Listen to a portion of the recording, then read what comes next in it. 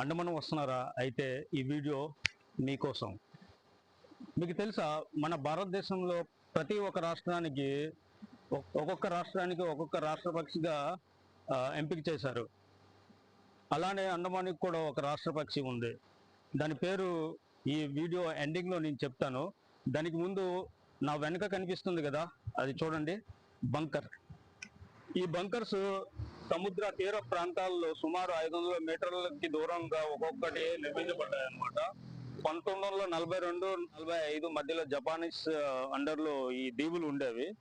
వాళ్ళు రెండో విశ్వ యుద్ధంలో ఇవి వాళ్ళకి అనుకూలంగా నిర్మించుకున్నారన్నమాట. మీరు ఈ బంకర్స్ చూడాలనుకుంటే కార్బన్స్కో వెళ్ళే బీచ్లో కనిపిస్తాయి అన్నమాట. మనం ఈ వీడియో ముందు మాట్లాడుకున్నాం కదా, అండమాన్ రాష్ట్ర పక్షి పేరు ఏమిటి అనుకుని. అండమాన్ వుడ్ పిజన్ అండి.